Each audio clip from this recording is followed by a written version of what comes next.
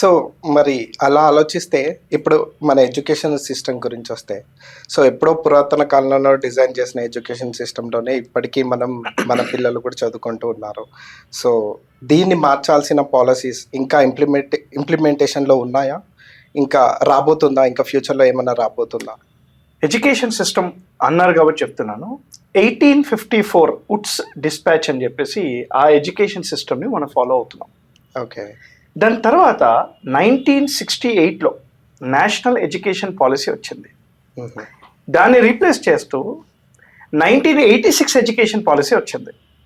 రాజీవ్ గాంధీ గారు తీసుకొని వచ్చారు. 1986 ఎడ్యుకేషన్ పాలసీని రీప్లేస్ చేస్తూ రీసెంట్గా 2020లో Narendra Modi government new education పాలసీని తీసుకొని వచ్చింది. And what are the benefits of this new education policy? మనకి కరికులంలో చేంజెస్ వచ్చాయి. కోడింగ్ అనేది 6th క్లాస్ నుంచే డెవలప్ చేశారు. ముందు 10+2+3 or 4 ఉండేది. ఇప్పుడు 8+4+3 or 4 అలా వచ్చింది. డిప్లొమా వచ్చేసింది. అంటే మీరు ఎంతవరకు అయితే చదువుతున్నారో దానికి వాల్యూ క్రియేట్ చేసేనట్టు లేదా చేస్తున్నట్టు ఈ యొక్క పాలసీ డిజైన్ చేశారు. ఓకే. నేను ఇందాక చెప్తున్నా లిబరల్ ఆర్ట్స్ అని చెప్పేసి దానికి ప్రాధాన్యత ఎక్కువ ఇచ్చారు. ఇవన్నిటికంటే ఎక్కువ ప్రాధాన్యత రీసెంట్ ఉన్న న్యూ ఎడ్యుకేషన్ పాలసీలో వర్నాకులర్ లాంగ్వేజెస్ మీద ఇచ్చారు. మన మాతృభాషకు రెస్పెక్ట్ దొరికింది రీసెంట్గా ఈ న్యూ ఎడ్యుకేషన్ పాలసీ ద్వారా. ముందు ఓన్లీ ఇంగ్లీషు లేదా హిందీయే చదవాలి అని ఉంటుండే, అలా ఏం లేదండి ఇప్పుడు. ఓకే. వర్నాకులర్ లాంగ్వేజ్, మాతృభాష అనేది చాలా ముఖ్యం. మన భాషకి మనకు అర్థం అవ్వాలి అని అంటే అదే కదా. మన ఇండియాలో ఎట్లా అంటే చాలా క్రేజీ అండి. ఇండియాలో ఎట్లా అంటే ఇంగ్లీష్ మూవీస్లో ఇంగ్లీష్ సబ్ టైటిల్స్ పెట్టుకుంటాడు. అదే తెలుగు మూవీకి సబ్ టైటిల్స్ పెడతాడా? లేదు. That is a difference. And నామూషిగా చూడకండి. ఏదైనా టీచర్ తెలుగులో చెప్పినా లేదా మీరు ఏదైనా తెలుగులో రాసినా లేదా చదువుతున్నా నామూషిగా చూడకండి. That's actually very divine thing. You're protecting the language also. Telugu is a classical language అండి, పురాతనమైనది. తెలుగుని శ్రీ రామానుజుల వారు, మన ఎవరు mathematician, right, he said Telugu is a musical language in his book. And ఇంకోటి కూడా నేను సంథింగ్ ఎక్కడో క్రాస్ అయినట్టున్నాను. మనం ఏ లాంగ్వేజ్ నేర్చుకున్నా, మన మాతృభాష తప్ప ఏ లాంగ్వేజ్ నేర్చుకున్నా కానీ మనం వింటున్నది ప్రాసెస్ అవుతుంది మొత్తం.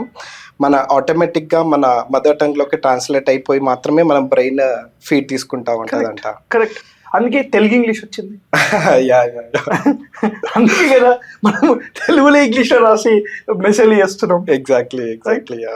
వి లవ్ ఇట్. అంటే మనకి కొంచెం నామూష్ ఎక్కువ.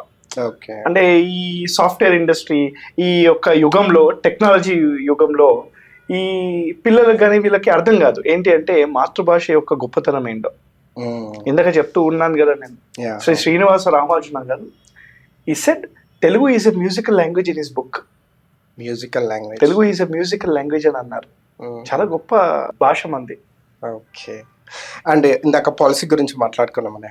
పాలసీ డిజైన్ చేశారు, ఫైన్, ఓకే. ఇంప్లిమెంటేషన్ చేయడానికి ఎన్ని సంవత్సరాలు పట్టొచ్చు అన్న? సో ఏ ఫ్యూచర్ ఎక్కడి నుంచి అంటే ఇప్పుడు for example on going generation ఒకటి ఉంది. ఇంప్లిమెంటేషన్ చేసేసరికి టీచర్స్లో చేంజెస్, స్టూడెంట్స్లో సడన్ చేంజెస్ అనేది చూస్తూ ఉంటాం. సో ఇట్లాంటి హర్డిల్స్ అన్ని ఓవర్కమ్ కావడానికి గవర్నమెంట్ ఎటువంటి స్టెప్స్ తీసుకుంటుంది? ఇంప్లిమెంటేషన్లో ప్రాసెస్ స్మూత్ అని కావడానికి ఎలా ఉంటుంది? పాలసీ అంటేనే long term. Policy always have a long term vision and goal. Okay. 10% of the పావర్టీని 10 సంవత్సరాలలో తీసేయాలి అని ఒక పాలసీ పెట్టుకున్నాం అనుకోండి. ఈ 10 yearsలో ఒక ప్రణాళిక ఉంటుంది. నెక్స్ట్ 3 years ఏం చేయాలి, తర్వాత 2 years ఏం చేయాలి, తర్వాత 5 years ఏం చేయాలి అని చెప్పి. ఓకే. ఇవన్నీ ఎక్స్పెరిమెంట్లే.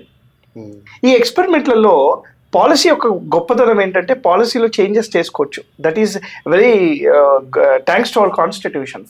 లెజిస్లేచర్కి, మన ప్రభుత్వానికి పాలసీలో చేంజెస్ చేసుకునే అర్హత ఉంటుంది.